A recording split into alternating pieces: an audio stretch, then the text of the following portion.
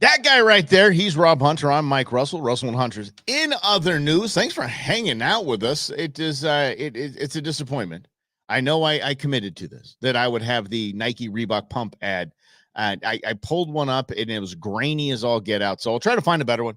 But those that were here yesterday, thanks for hanging out as usual. Thank you so much for hanging out. We love having you here. Let's jump right into the Jussie Smollet. I promised we would start with that.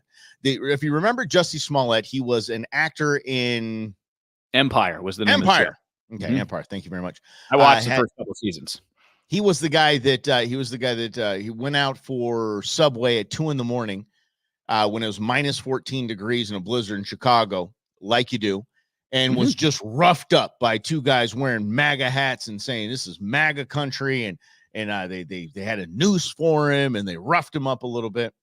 And the cops show up to the guy's house and he's still got the noose. Hours later, still got the noose around his neck. Just, this, and they come to find out it was a big hoax. It was a giant thing. He was in contract negotiations, and if he was a victim, he would have given some sympathy and got some credit. Like, oh, we need to have this guy on. Give me another, because he was making like $2 million for this a season. He was making but he was up for contract negotiations. Yeah, correct. Yeah, so he wanted more money. So he thought if he was a victim, he'd get a couple more million. Unbelievable. How about it? We have another Jussie Smollett. And yes, we can get into the whole DA in Chicago that let him off scot-free after causing basically a national division. But we have a new Jussie Smollett in Texas. I believe it's in Texas, running for county recorder. He did similar things. Check this out. Eric and Gina, the Fort Bend County District Clerk just made those charging documents for Thurl Patel available to the public. More than 20 pages that we have spent the last hour sifting through, and the allegations are alarming. Here is what we know so far. Back in October, the DA's office received a request from Precinct 3 Commissioner Andy Meyer to look into who was behind several social media posts directed at his opponent, which is Patel. This came after Patel sent out a press release with a collage of supposed racist social media posts that he claimed were directed at him. Meyer told investigators he recognized one of the accounts behind the comments as Antonio Scallywag. The documents then further detailed how they linked that account back to Patel, including getting a subpoena from Facebook and Google. From there, they were able to obtain account and payment information matching Patel's credit card number, address, phone number, and other personal data. Patel now faces a third-degree felony of online impersonation and Class A misdemeanor for misrepresentation of identity. That's it. You just got the guy started a bunch of social media accounts to talk trash and talk racist trash to his own account. It was him saying racist stuff to him and then claiming the victim. Victimhood is the most valuable currency in our society, period. I don't know if you could argue against that. I agree with you, Mike. The only downside, well, there's many downsides. One of the major downsides, it actually takes attention off real victims, because there are real victims of racism, of discrimination, whatever you want to call it, injustice. But if the stories become Jussie Smollett and this guy from Fort Bend County, then no one believes victims anymore because there's so many fake things. And I love the audacity of this guy to think he could get away with it. Yeah, no one would get, but he would get headlines. I mean, he'd probably, I mean, his polling probably went up because he was like, look, man, people are just coming at me just because of the way I look. I want to change things. I want to do this. I'm a good guy, blah, blah, blah. No, you're not, dude. You're a fraud. You're a complete fraud. People, be you. Just be you. There's only one of you. You are already unique. You don't have to make yourself more unique. You are already unique being yourself. There's no reason you need to play a victim, because we live in the greatest time in the history of man, in the greatest country in the history of man, and we don't have to make stuff up. It's like you tell your kids, you don't need to lie to make friends. You're fine. Just be you. Stop lying, y'all. And it's something that Greg talked about yesterday. Greg Meekin, shout out to Greg. He called it the era of stupid. This is exactly what he's talking about. It's just so stupid that this guy thinks he could get away with it. But to your point, Mike, because if you look back at the Jussie Smollett case, it was breaking news one day. I was doing the KFYI download at 5 a.m. So somewhere in the 4:00 Phoenix hour, the news comes out that Empire actor Jussie Smollet is attacked in an anti-gay attack, anti-gay fight, anti-gay slurs. So I report the story as the news reports the story. But it seemed strange because of the details Mike put out. It's 2:00 in the morning. It's Chicago, where I think 7 people voted for Donald Trump in the city. I'm pretty sure 7. Maybe. I'm pretty sure when it's 14 below zero, people are not walking around looking for a gay black dude to beat up. But nonetheless, the story's reported because the media has been taught and trained to cover things on the basis of race. So they want the story to be true because that's what journalists believe about America. They believe about Trump fans are going to go beat up black people. Meanwhile, Trump just got a shout out. And again, we don't talk about Trump and Biden. Everybody else does that. But this ties into my point here. He went, I think he was in Detroit somewhere. And there's a pastor, black guy, who says, hey, man, thanks for coming to the hood. Obama never came to the hood. Biden didn't come to the hood. Here you are in the hood. So the media wants to believe that everyone in America is racist and just 1 second away from beating up someone that doesn't look like them. And that's why this guy in whatever county it was, I can't remember, Fort County, whatever it was. Yeah, that's why he plays into this, because he knows the media is so gullible on stories of race. To Mike's point, they'll cover it and it'll make that guy a victim, and he gets his victimhood and he gets to cash it in, hopefully to win an election, until he got caught. Oops. The media doesn't care if 15 children died in that shooting. They don't care. No. What do they care about, Rob? What the shooter looked like. That's all they care about. That's the one thing they want, the number one thing they want, because that will then start to move the conversation. What he looked like, and then if it does fit the narrative or it doesn't fit the narrative, who he voted for, what was said on social media, these kinds of things. They don't care about the kids that died. They don't care at all. They don't care about any of the kids that died.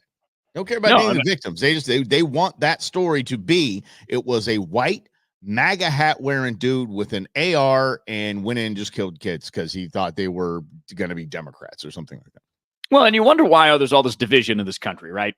Because we always blame each other for everything instead of trying to influence the other side with ideas and say, you know why I'm the better candidate for county recorder is because I pay attention to details.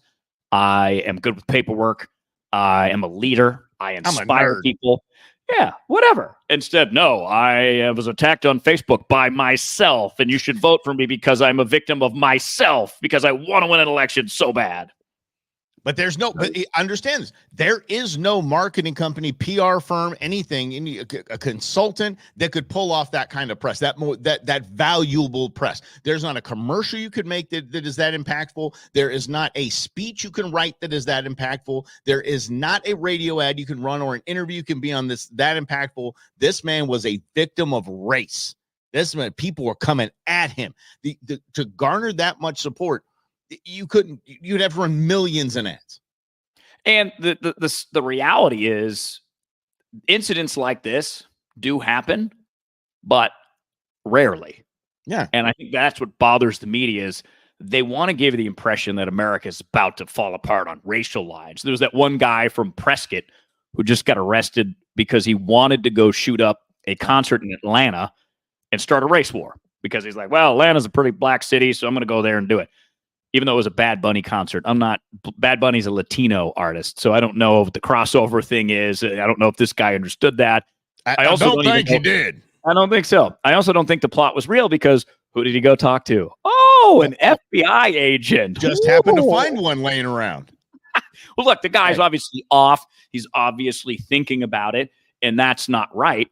But if the plot is forwarded on by the Federal Bureau of Investigation so they get a win and the media gets to try to convince you that there's all kinds of people in Arizona ready to start race wars, you should be terrified. There's the same crap that we hear all the time. I think the last time I even heard miss. Oh, no, I was at the the car wash and they had the Today Show on.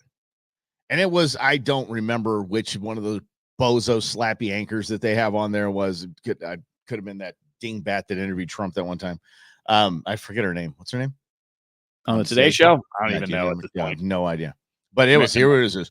Twitter ablaze today. Not Twitter. It was social media ablaze today about the news of this. And like, bull crap. They're not. Nobody even knew that was happening. No, whatever you're talking about next, nobody's mad about it. There might be 3 people on X that were fired up about it, maybe a couple people on the gram. That's it. But they take the headline, and that is a social media blowing up today over the news that Donald Trump had a bowel movement. It's just nobody cares. But to make it to think it's they do this. You know what they're saying. Studies have shown, reports have shown, new reports out say. BS. You don't have one of those. You're making this up on the fly. Coffee's good for you. Coffee's going to kill you. More at 10. No, it's the best. What you are eating now might kill you. News at 10. Every day. Damn it. I have a habit of putting on some of these sports games, but not turning the sound on. But I put music on. I put the visual on so I can just watch the game because the commentators got really boring. So I just don't even bother listening to it. I mean, especially the NBA. You took away Jeff Van Gundy and, what's his name? He was going to coach the Golden State Warriors. Mark Jackson. Those two played off each other so well, and it was entertaining. Now it's boring. It's like you got this guy, JJ Redick, who has a podcast out that I listen to with LeBron, and it's a basketball podcast. He's so boring. I'm like, dude, come on. So I turned that off, put the music on. When the game ended, the local news came on. It was ABC 15. And it was as you would predict. There's a house fire. Here's one crime story to make you scared that your house is going to burn down and you're going to get shot. It's just the same news that has been on since I was a kid. It's the same formula. It serves no purpose. It has no value. But yet, here we are, still circling around the same thing. And these journalists are still trying to convince you America's horrible, it's dangerous, and democracy is going to die. It was one of the coaches. And again, I don't follow the NBA, so I don't know which coach it was. But it was asked in a post-game press conference that this is the first time in NBA history there's 2 black coaches. Do you feel like it's a part of history? Does this? He goes, he said something. He kind of paused and went, I don't know how many coaches were Christian. Yeah, and he just stopped. He just absolutely stopped. Just like, dude, what the hell, man? I mean, we have to bring race into damn everything. And race we'll get to a serious story about race and stupidity, the era of stupidity. A story that I had on the Go Show was a headline from one of my favorite outdoor publications. And it was a headline about HOC, Hunters of Color, that are now in 47 states, hundreds of basically, I understand. And it said something to the effect of they are bringing minorities into the outdoor world if the outdoor world is ready for it or not. Instead of celebrating that an organization is focusing on inner city kids and exposing them to the outdoors and hunting and fishing, instead of just saying, look at these guys, in 4 years, they're now in 47 states. They've got X amount of chapters. They've got this many members. They're doing this many things with kids and this kids camps and stuff. And it's awesome. You have to throw that little race baiting punk line at the end. Oh, here they come, whether we're ready for it or not. Like we're a bunch of like racist rednecks that are running around hunting with, I can't have those minorities coming out here. By the way, the original outdoorsmen and women were black. The original hunters were black because the original humans were black. And the only way we could survive is eating. And even the white redneck hunters like me are excited to have everyone out there. I hunt with Hispanics, fish with an Asian. Like it's just dumb to think that race comes into the outdoors. Why do you have to bring it into like, this is where we go to escape you race baiting bozos? Why do you got to bring it in there? I was so upset by the headline. That's the first time I've actually wrote to an organization about that. Really? I'm like, it doesn't belong here, dude. And that guy was the editor that wrote it. I was like, I don't know how you let this in, but bro, you could have had this headline could have ended here. Did you get a reply? Got none. Okay, figures. Yeah. I mean, and you got to understand you're a bozo doing that. Absolutely. And that's one of the reasons why, in my opinion, Mike, we're so divided in this country is because the media lens is actually not healthy. The way that the media looks at stories. I mean, Donald Trump's another perfect example of that. That is a fervor because it is constant and the language continually gets crazier and crazier and crazier. And then since language is contagious, what you see, hear, and interact with, it impacts the way that you think about things. So when you're thinking about things a certain way, it ties back into that fur. And then they have no self-awareness in the media because they're desperate to keep people. As I mentioned, the news has been the same since 1982. Who still watches the news? Seriously. I mean, people that are older that have watched the news for a long time, but I think if you're under 50, you probably don't watch the news hardly ever, if at all. Yeah, I found it. Here we go, bud. I found the actual headline. Ready for this? Hunters of Color is on a mission to make the outdoors more accessible to minorities, whether the hunting community is ready or not. It could have ended there. Hunters of Color is on a mission to make the outdoors more accessible to minorities. That's it. Yep. Cool. I want to hear about it. I want to read about this. I would agree with you because it's helping, right? It's assisting. It is teaching people something new skills. But this is interesting, Mike, because this is a narrative that I've seen play out on television. I have sometimes watched their reality shows, but they're like racing shows. There's one on Amazon called The World's Toughest Race. And it's a race through Fiji, teams of 4. They have to go in the rivers. They have to swim in cold water. It's awesome. I've seen it. It's fantastic. Yep. On that show, there was a black team. And that was the story that they told, is that we're black, we're in the outdoors, we want to show other people of color that we can do this. Fine, okay. I see that one time. I'm like, yeah, all right, that's cool. I don't get exposed to that very often. Lo and behold, USA has another show out called Race to Survive Alaska. And they have the second storyline in that show because they also had the I'm black, I'm doing this for people of color. There's a team of 2 black women. One was a cancer survivor, and they're badass ladies. They just couldn't just be badass ladies. It's like Judge Ketanji Brown Jackson. We have to tell you the obvious. Yeah. I know you're black. I can see that. What are your qualifications now? Oh, you're very well qualified. Cool. Lead with that. Don't lead with the obvious. So the season of Race to Survive Alaska, same story. And then there's a new one, Race to Survive New Zealand. One of the same guys that was on the World's Toughest Race is in this Race to New Zealand. And it's the same storyline.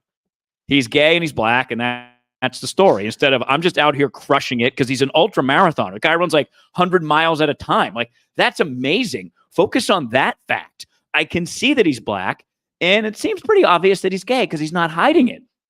So why tell me the obvious? And then there's always the weave-in story, too, about the cancer survivor, because every reality show has one, right? Because it wants to tug on your emotions. And that's great, and it's cool, but it's played out now to me because I've heard the same story I don't know how many times. So I'm less likely to pay attention because it's just repeating the same thing for 20 years like the news. Right. But it doesn't. I'm curious to know why it hasn't gone away. Is it because it's just media fueled? It's politicians fueled? It just, why? None of us, no one I know gives a rat's. None of us. We don't care. Like, that's cool. I want to be a part of this HOC thing where I can go maybe help kids get exposed. I want to help out. But now you're going to make me sound like, oh, I'm just some white guilt dude that shows up because whether I like it or not, or whether I'm ready or not. Like, come on, y'all. I mean, we don't care. No one does. So is it just a thing that we're buying into again? The social media blaze this morning on. Is it really there, or is media telling us it's there? And this is my question, Mike, this philosophical question about reality and what is real and what is not, because I'm with you. I've got friends of all kinds of different shapes and sizes and colors. We very rarely talk about racial issues. We talk about America and its founding and how to improve things going forward, because that's what's missing about this. What's missing is, okay, if we agree that there have been injustices in this country, and it's hard to deny that there were, what are we actually doing to correct the injustices? Because right now, all you see is people trying to make money off the injustices. Remember this guy, what's his name? He's a Boston University guy, Ibrahim Kendi. Kendi X. Kendi X, yep. So he is one of these guys that came up with this idea of, I don't remember what the theory is called, critical race theory, I think it is. Yes. Mm-hmm. That even if things are not intended to be racist, they probably are. So essentially everything is racist. So this guy made a ton of money sold many books. And guess who bought those books? Primarily white women, liberal white women. Oh, yeah. So liberal white women have at least have some money in this case, right? So they have an economic force behind them. So you have these authors appealing to that. And then Ib Kendi raises all this money for Boston University, like millions and millions of dollars. He's going to do this research and to find these injustices. He closed that place down because he couldn't run it. Mm-hmm. And it's exactly what we saw at Black Lives Matter. Like for us, we love symbolism. We love easy. So you donate to Black Lives Matter and you get a check mark.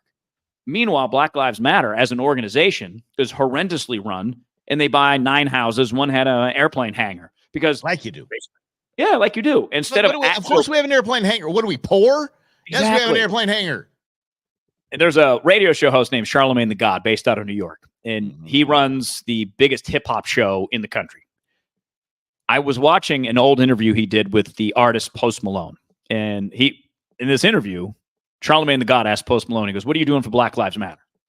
And now in terms of hindsight, I'm like, what did Black Lives Matter do for Black Lives Matter? Yeah. They made their own lives matter more so than any other black person matter. Sure did. And I'll give you one more example, Mike. I'm sorry for the monologue. The Minneapolis Freedom Fund. This was one that Kamala Harris tweeted about. You should donate. And this was another organization that usually took in about $150,000 in donations. Then all of a sudden, and this is a project that helps people get out on bail because bail impacts poorer people more significantly because like Donald Trump, he's got money, he can get out on bail. Whereas someone that makes $25,000 a year, they get charged with a crime, they have to stay in jail. So their job was to help them get out on bail. And they got this influx of money because, again, what's easy is what we think is right. Except this complicated things for the Minnesota Freedom Fund, and they started getting people out of jail. Probably shouldn't have been out of jail, including one that ended up going to murder his girlfriend or something like that after he had threatened to her, and that's why he was in jail. So that's reality. Reality is most of the things that we think are making a difference, they ain't making a difference. What was the big group that bought Embram's stuff? Can't remember. Basically the middle-aged white women. I sent this to Rob a little earlier. By the power of white girl, I am offended on your behalf. Exactly. One of the funniest things. Sorry, I didn't have that prep for the show, but it was it just kind of came up on the fly. Yeah, it just came up on the fly. So that's it. You know me, I love talking about race. I want to fix injustices that we've had in this country, and I think by restoring the Constitution, that's the best way to do it. But that's just me. I was asked, it was either before the weekend or over the weekend, on how if I exhibit people, what do you do? What are you doing now instead of being on Trust for Radio and so. And it said there's no commercials, and that's one of the things that Rob and I had to adjust to. Was we're doing this for a while with no commercials, where we used to go in 6-7 minutes and then boom, having a commercial, and then 10 minutes and having a commercial. So what do you do? And I said it'd be pretty easy if I had to go get a drink or if I had to go make a sandwich. All I have to do is just go, no knock warrants in the violation of the Fourth Amendment. Rob Hunter, take it. And I just roll out. That's very true. And very true. So sorry I didn't have that graphic ready for sometimes we got to do things on the fly that just kind of. That's live, man. That's what it's all about. Well, I find that argument is so funny too, especially in terms of Trump and then all these people. Oh, the Department of Justice is rigged. It's been rigged since the Department of Justice was founded.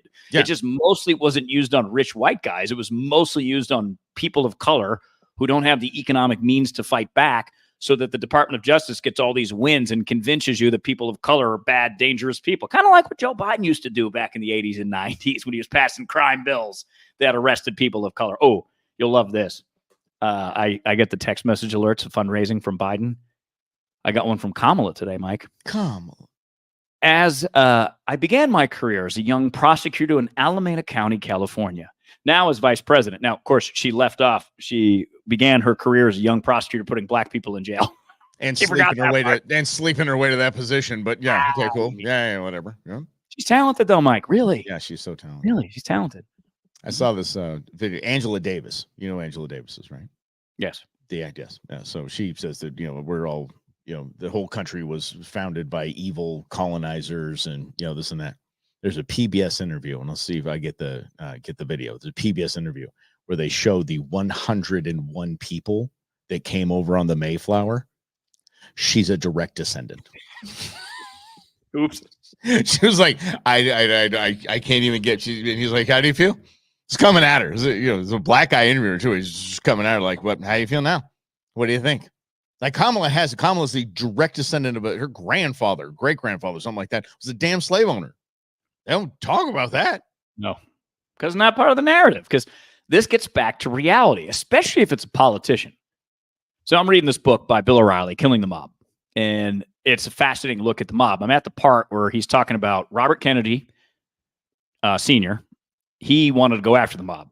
And Joseph Kennedy, both Robert and John's father, Jack Kennedy's father, was like, don't do it because your brother's running for president in a couple of years.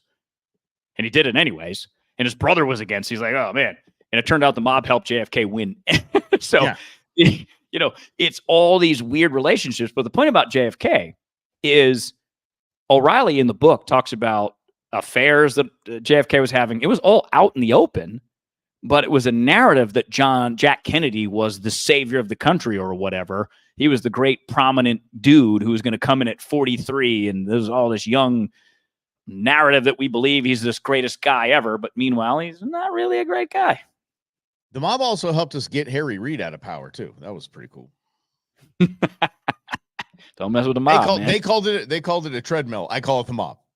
Yeah, I mean, Let's get back to just race. Unplug the treadmill. Hey, Harry, boop, run on this, sucker. Yeah.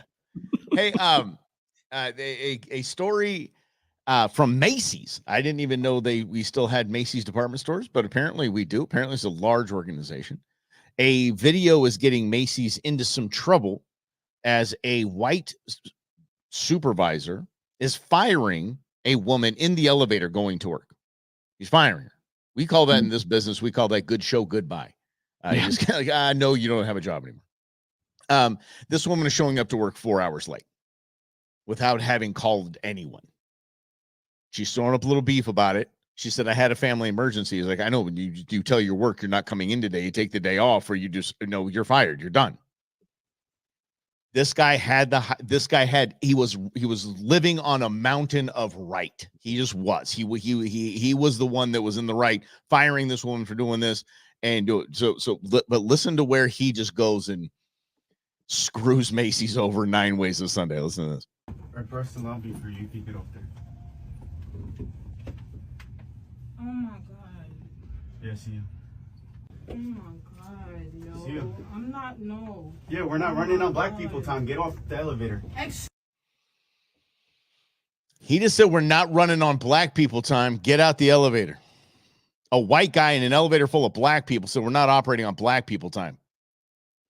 Bro, he could just say, get off the elevator, please. You're done. You're fired. It's over. Thanks.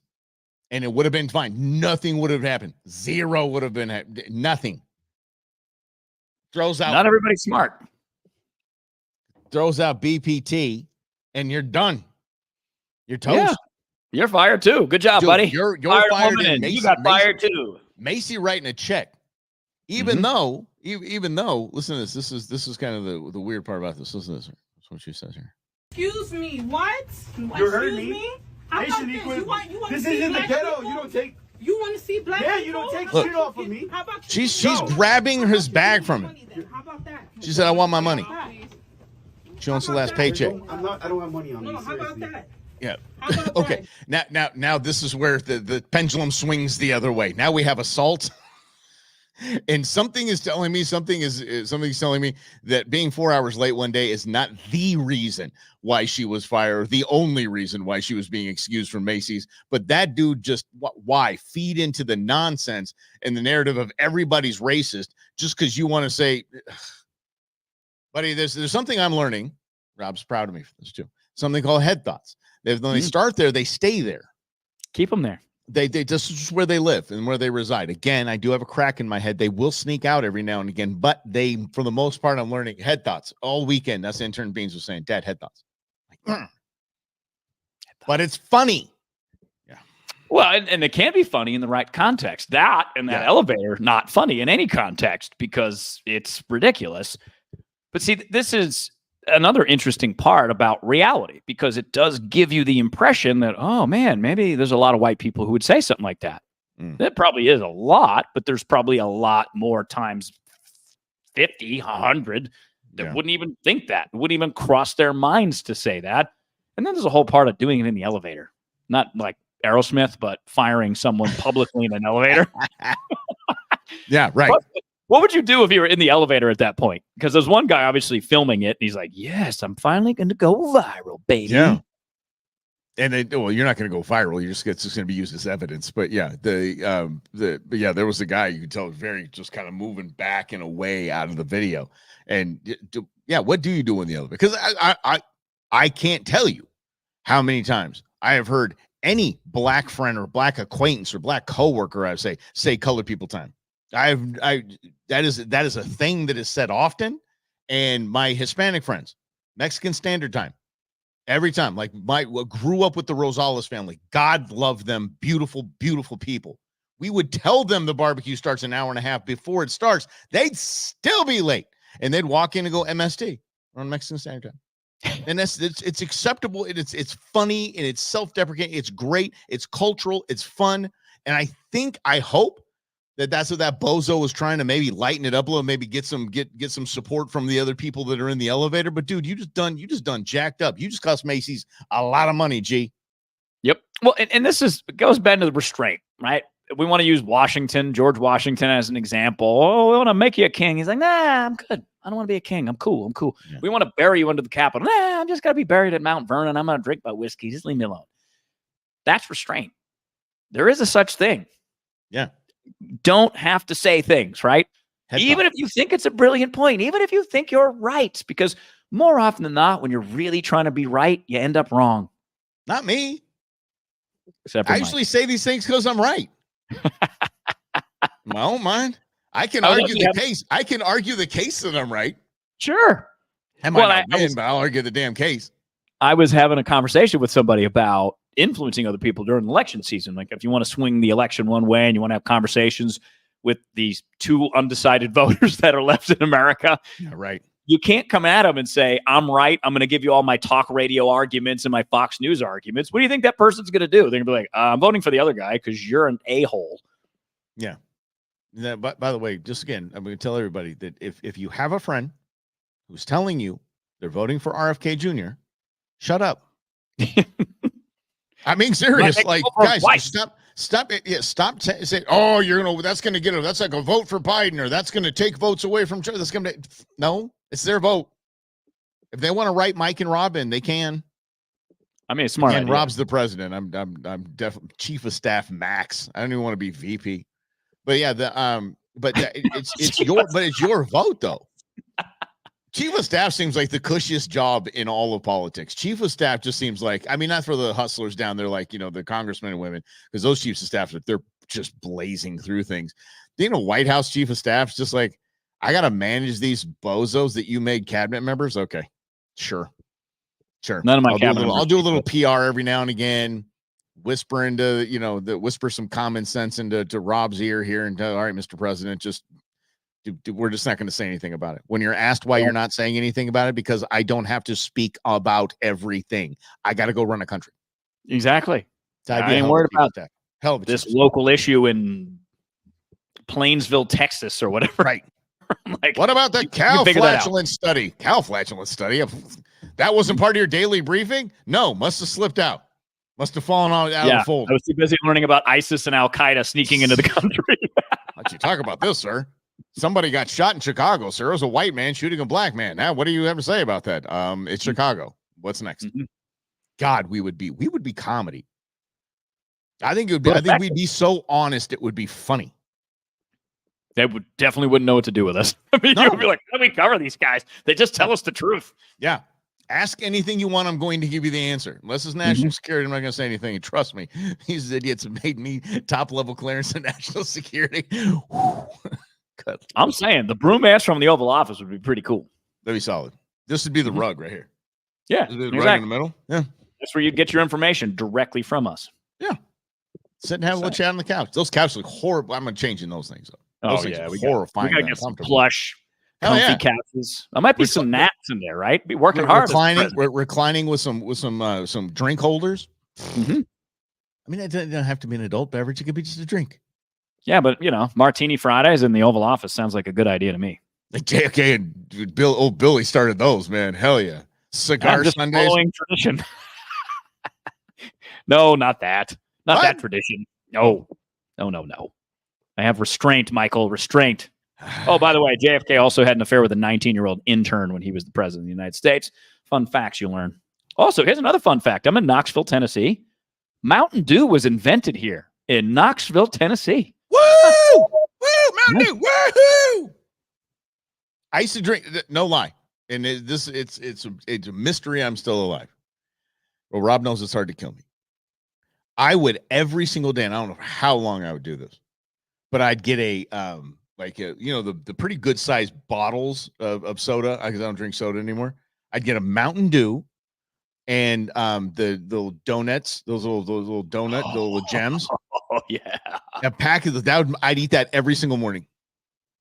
Every single morning on the way to that was what I had for breakfast. I get the crumb donuts because those were the ones that I dig, but I would never go to a donut shop and get a crumb donut. But those things that just you could taste the preservatives in it, just the mushiness, and it was my mouth is watering right now. You can also taste all of that. How long it's been sitting in a box on a shelf. This was actually produced 5 years ago. Still tastes great. Yeah, perfect. Like it was made yesterday. Mm-hmm. Yeah, 5 years, 5 minutes. Don't care. Same. Doesn't matter. So my first morning radio job, I was producing a talk show in Gainesville, Florida. And I didn't like coffee at the time. I didn't like coffee till about, 8 or 9 years ago. So I would stop at the store in the morning at like 3 a.m, and I would get a 2-liter bottle of soda. And I would go through that. I would drink a liter a day in the mornings just to try to stay awake to produce the radio show. So I was very similar to you, Mike. Wow. Yeah. Well, what soda did you get? Tell me you got diet because you want to make yourself feel better. No. I went full leaded, mostly Pepsi at the time. Really? Yeah. Occasionally Coke. I like fountain Coke. I like bottled Pepsi for some reason, except McDonald's. McDonald's fountain Coke is insane. Oh, and that's what. Okay, so and my girlfriend does it. She's like, no. I got to have a Diet Pepsi. I'm like, I got Diet Pepsi right there. There's a can of Diet Pepsi right there. She goes, no. That'd be a fountain. Huh? It's different. And don't mock me when I'm asked the waitress what you have on draft. It's better on. Good point. It's the fountain drink for men. It's the fountain drink for grown-ups. Is what it is. Yeah. Mm-hmm. I had an NA beer last night. I made in Wisconsin, here in Knoxville. It was pretty good. It was not quite as good as the Athletic. It was an IPA. The Athletic IPA non-alcoholic. Mike and I reviewed that on our Brewmance YouTube channel. If you're in the non-alcoholic beer, that's the best one I've ever had. This one was not bad. It's right up there. Mm-hmm. And they have a lot too. I mean, they have they have a cerveza. They have a hazy. Golden Ale, Pilsner, yeah, Golden Ale, yeah, fantastic, yeah, stuff. I've been doing a lot of the hop water stuff and the hop teas, fantastic stuff, yeah, and then drinking a lot of beer too on the weekend. So it's I don't know, whatever. All balances out. Life's about that. When I went to Mexico and they only had garbage beer, and it was funny because all the cans are 11 ounces. I'm like, dude, you've shorted me an ounce already, and now I'm mad. And like every fifth one you drink, it's a short fill. And you're like, God, And I said, I'm going to drink my weight in IPAs when I get back. And I think on Saturday I did that. But see, sometimes when you go to a place like Mexico and you buy your beer and you realize that 1 out of 12 is not a real beer, you're buying an 11 pack or a 5-pack. You think quality control sometimes is a good thing. I love America. Yeah, we got to get rid of all this red tape. There's some red tape that's positive. There's some very positive red tape. Once in a while, there's regulations that are good ideas. Come along with it. You're like, wow. Elon brought that up last week. Elon was talking about basically big projects are illegal. Because you can just classify big major projects as illegal because they can't get done because everybody's got their hand in some piece of legislation that made what you're trying to do with that nut, with that bolt is now illegal. You can't do that because of some OSHA safety regulation that doesn't even have anything to do with that nut or that bolt. Phoenix is doing this. So the Sky Harbor Airport, they closed a terminal a while back. They rebuilt Terminal 3, Terminal 4. Well, they're going to add another terminal, Mike.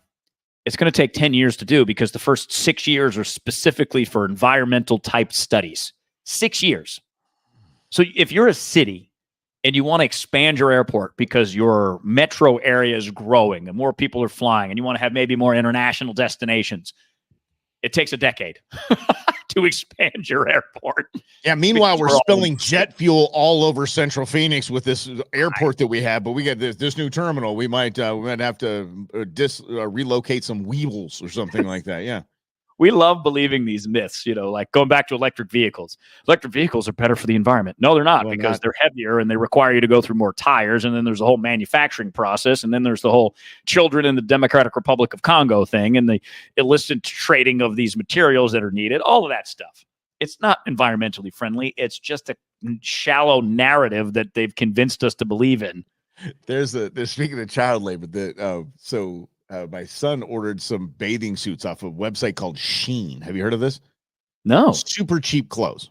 Ah. I mean, it's super cheap, but the stuff he gets, I was like, damn, dude, I was just washing his bathing suit last night, and I was like, hell, this is well made. And it was like $3 or $10 or something like that. Like everything is super, super, super, super cheap. And so he said, John made the comment or something like it was $5 on Sheen. And my daughter makes the comment. She goes, "Oh, so you're just announcing you're into child labor?" and I just pick up my phone and I look at her phone. I look at the phone. And she goes, "Okay, well, I guess we're all in child labor." Exactly. I guess we're all cool with it. We got iPhones. Yeah, we got that laptop of yours that wasn't made by a dude in his 20s. Yeah. No, and that's where that tricky part is. It's like younger people are being asked to care about all these things. And you've talked about it, Mike. There's an actual app for young people to look at and make sure this company is down with the cause that I support. And if it's not, I won't shop there. It's a boycott app. It's Yeah. an app about what you have to boycott. Everything except your iPhone. I just assume that the Colonel was into some nasty stuff that no one knew about. That's why he wasn't successful until he was 60, because he was probably in jail a few times. I don't care. His chicken is delicious. Mm-hmm. Don't care. I don't need to protest that. I don't need to boycott that. I like that chicken. Cane's chicken is terrible. I'm going to stick with it. Those mid-basic, tasteless. At least the Colonel brought 11 herbs and spices.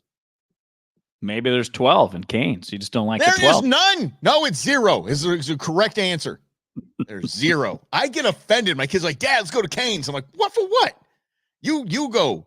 I'm gonna go in the kitchen and I will find 3 things that'll make better tasting chicken right there in the kitchen. You put Slavo salt on. Done. Oh yeah. I love Slavo salt. By the way, slavosalt.com. Order this stuff because it's phenomenal. You're gonna save 20% when you check out. Use the coupon code BREW. That's right. I literally use this stuff every day. I make eggs in the morning with rice. I put it in the rice, put it on the eggs. Oh, it's so good. I don't know why I wanted to bring that up and give Slavo a shout out. But sure, yeah, buddy. Yeah, Slavo makes everything better. But I did want to ask you, if you're going out and you're getting chicken fingers or tenders, who's the favorite? Oof. And let us know in the chat too. Let us know in the comments. I would love to know where your favorite chicken fingers are, because I love chicken like a kid. I don't think I go out for chicken fingers. I don't know what chicken. I don't even know if I. You know something? Down in Tucson, give me some help, Southsiders. The Lucky Wishbone might be it's awful, but it was fantastic. It was going back to those donuts we were talking about. There's just this is not a real donut, but yeah, it's so good. Yeah, I'd go back to I could taste Lucky Wishbone right now. Go to the bone.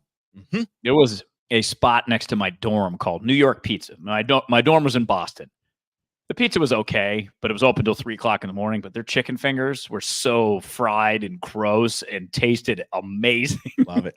0 wrong with this. Mm-hmm. I get that now all the time. Well, you're going to put that in the air fryer, right? No. I got this whole thing of vegetable oil. What are you talking about? I got a 50-gallon drum of vegetable oil in the back here. What do you put air fryer? Shoot, I'm trying to clog these arteries one at a time, man. Shoot. Air ain't frying it. There you go. Air is not fried. Air doesn't make that delicious pop, pop, pop, pop, pop. Nope. I mean, air fryers are good, just not as good as deep fried chicken fingers or chicken fried bison. Mm-hmm. Had that last night. Is it wrong with chicken fried bison? How'd it go? What did it taste like? Like chicken fried steak, but better. That's exactly what it is. So, come on with some mashed potatoes. Here's a key. Oh, and you use scrambled eggs. I made scrambled eggs for the kids this weekend the way Gordon Ramsay told me to. When that guy starts yelling at you, just shut up and just do what he said.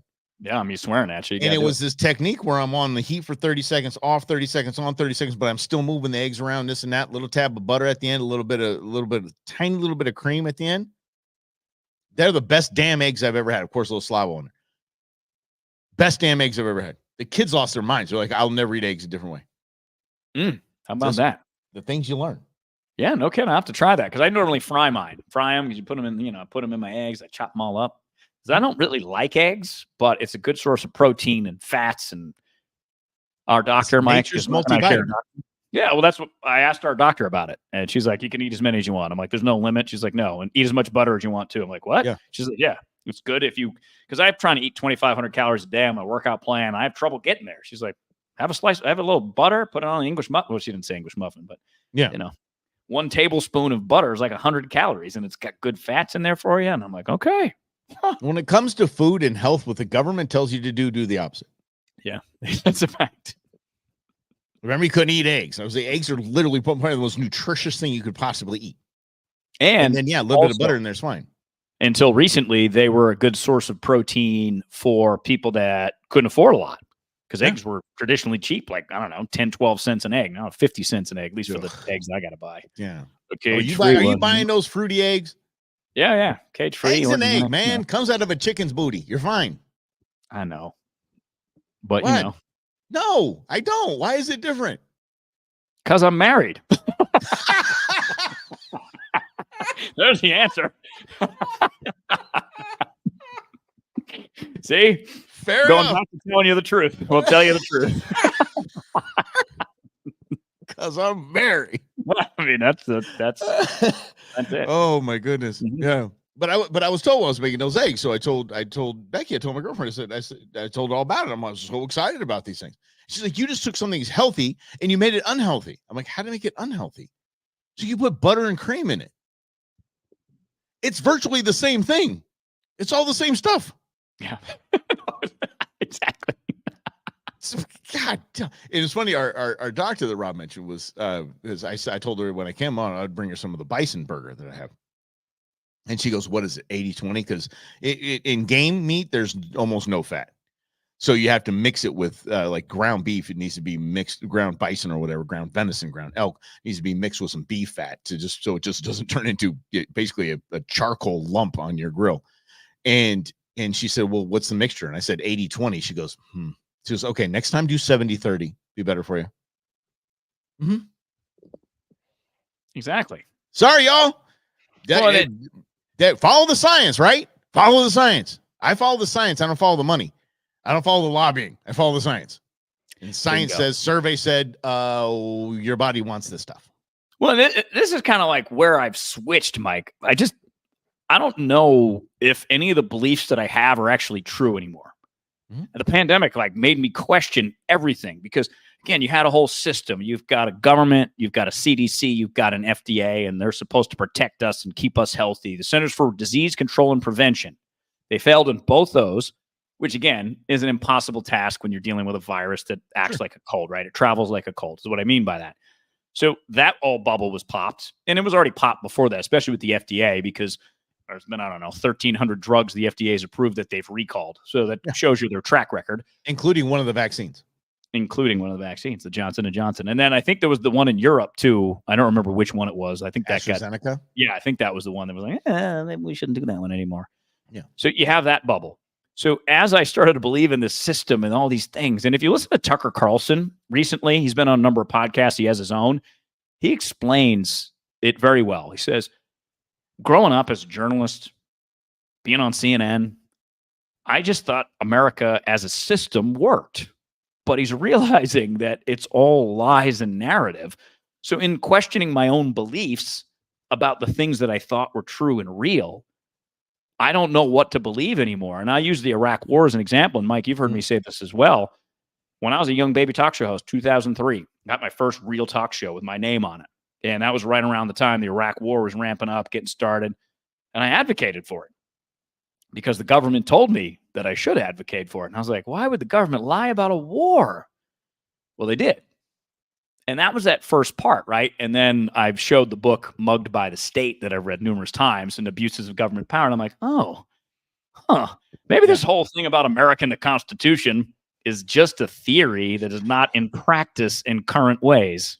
Well, I'll tell you, I think that when you go back to the pandemic, I agree with you, Rob, but I don't think we were enlightened. I think that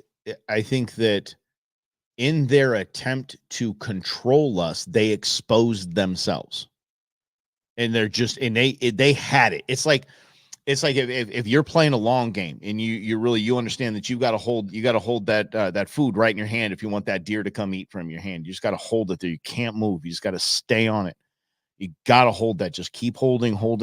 And then right when the deer comes, and then the deer's gone. That was their COVID. That was government. If they wanted to strip us away, started with the Patriot Act and started fleecing away our civil liberties. They saw they had that opportunity and they lunged forward with it and exposed themselves for being something nefarious. And we now, good Lord, just follow the stock trade. You'd be good enough.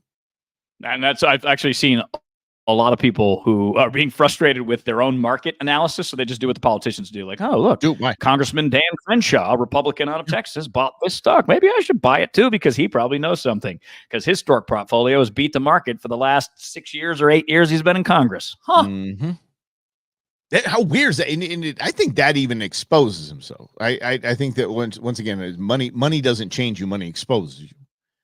And when you have like a Nancy Pelosi or a Dan Crenshaw, you're now worth millions of dollars, tens of millions of dollars.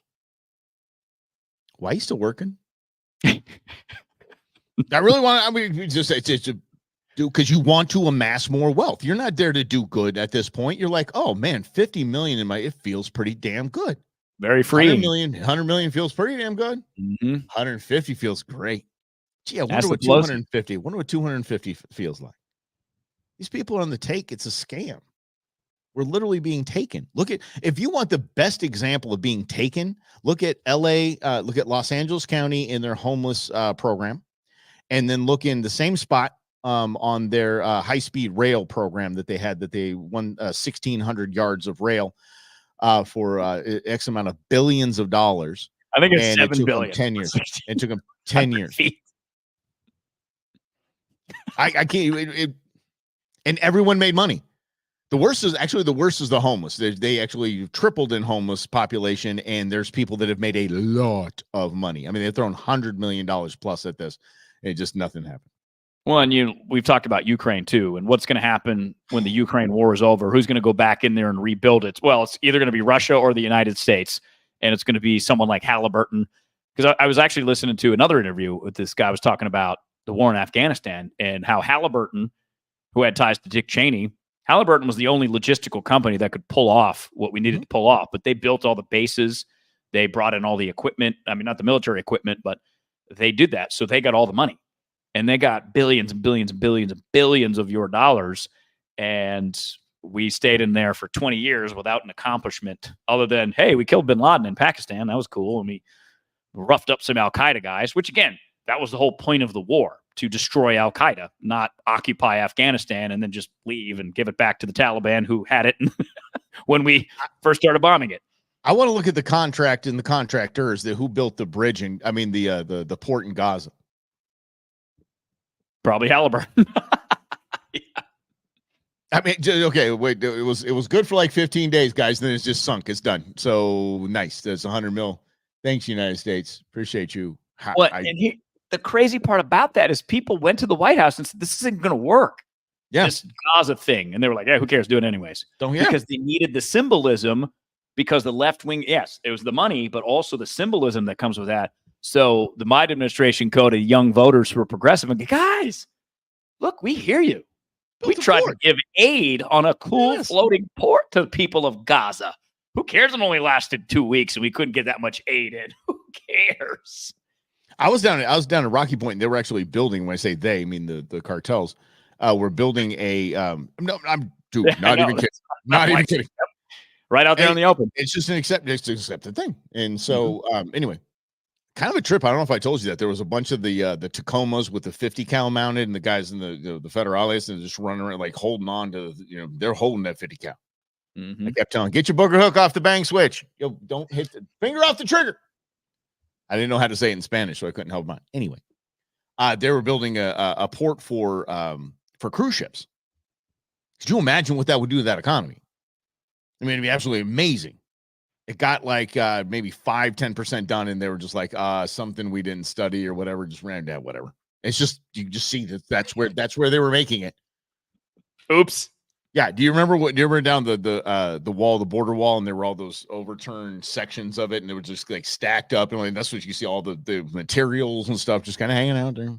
Yeah, we already bought Easy. the materials. So whoever sells the materials made a lot of money, and they don't care. Yeah. And the resorts that they were building, that were never finished. I mean, they would have to go in because all of the metal framing is rusted out. So they can't go finish any of these like massive resort buildings that they were building, and they just have to level it and start again. It's amazing. So look, corruption is not exclusive to the Estados Unidos here. So corruption is a human trait, and orcas. Anytime there's power and money, there's corruption. Just like anytime there's high stakes, people are always going to try to cheat. When there's gambling, people are going to try to cheat, beat the house, count the cards, whatever the case may be, have an insider. There's always someone trying to gain an edge on doing it the quote unquote wrong way, because that's how humans be. People gone people, as my wife says. Dude, there was another story, 2 stories over the past 2 weeks. Another 2 bozos tried to cheat in a bass tournament by stuffing weights in their fish. Stuffing weights in the fish, so they catch them and they put like one of those buoy weight things in there. They drop the lead weights in there right in the summer. I mean, those tournaments are decided by ounces. I mean, you put a couple ounces into each one of your fish, your bag getting kind of heavy now.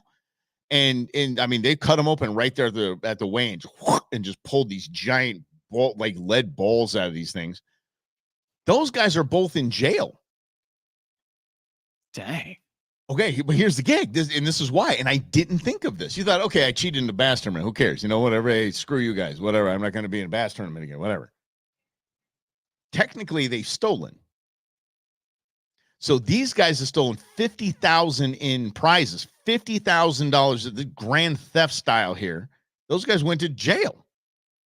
I was blown away by that it's actual stealing. So when you were saying when there's high stakes and people are going to cheat, that's what just reminded me of that. And there was another one. I don't know what the outcome was, but it was people cheating in a hog hunt. I don't know why people would cheat in a hog hunt, but anyway. Yeah. Dang, because people always be cheating, you know, and that's it goes back to this point, Mike, and I repeated a lot. I was talking to somebody the other night. I had like a cigar with a bunch of buddies, and we were talking about politics. And one guy was like, "Oh, should I say things politically?" I'm like, "What's the point?"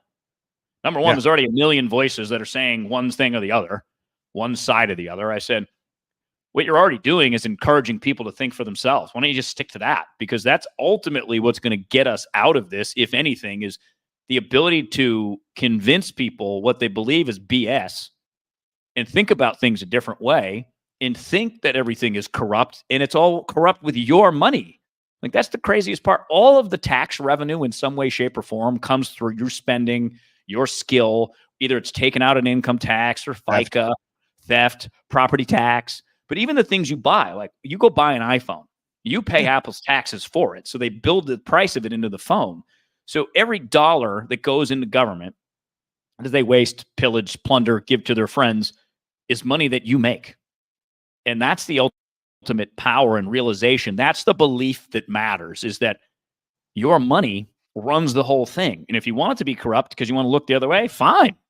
But if you're annoyed about it, okay, let's be free thinkers, and let's even think about politics a different way outside of the party system. I know it's difficult, but I like difficult things. Yeah. You go back to the political thing. You said earlier in the show, he's like all 2 independents that are out there, that are undecided voters. It's absolutely pointless talking. I thought I was talking to a liberal, very intelligent liberal. And I thought I was speaking some seriously common sense. Like, come on. Like you have to know, if you look at the numbers, if you look at the stats. And there was just no talking him down. There was literally no changing at all. Not the needle. You could see in his face, the needle was not moving one little bit. And it is like, okay, I thought I could speak this because there's a guy in the legal field, and I was talking about the Trump, the Judge Mershon and all that. It was just doop. Needle was not going to move. And so there's no point in doing that. There's really no point in talking. There's really no point in talking politics anymore. Like right side, left side. I mean, really Republican, Democrat. And I mean, the same argument for 8 years, literally. Literally, the guy's wife said something about, and it was surprising to me because the guy was down there in Mexico. It surprised me. She goes, and it was really surprising to me because, he's a Republican. He's a big Republican. And Republicans hate Mexicans. And she was deadpan. I'm like, okay, I'm done. I just, the politics is off the table. Anything political is off the table. I'll just sit there and head thought the entire time. Head thought stay in my head. Fair. Well, and again, it's belief systems are very interesting. And growing up Catholic, I use this as a perfect example. You believe in the Catholic Church and its principles and its values, and that's fine. That's one thing. But the church didn't for a very long time, and nobody really wanted to talk about it. Nobody wanted to really call out what is incredibly egregious involving children. I thought we drew the line there, but we really don't. We just say that we do. We just talk the talk. We don't walk the walk, because walking the walk requires us to question our own beliefs and where we got them. Exactly what I'm doing. Not saying I'm courageous or anything like that. It's just I'm tired of believing bullshit. Yep. There you go. And we're going to end on that because Rob's starting to swear. So he's getting fired up. Watch out. Come get me, FCC. What's up? All right, let's do this again. Let's do this tomorrow at noon. Appreciate you being here. Appreciate y'all chiming in. We love you guys. We're excited to keep on doing this. So share it, like it, and we'll see you tomorrow right here on In Other News at noon.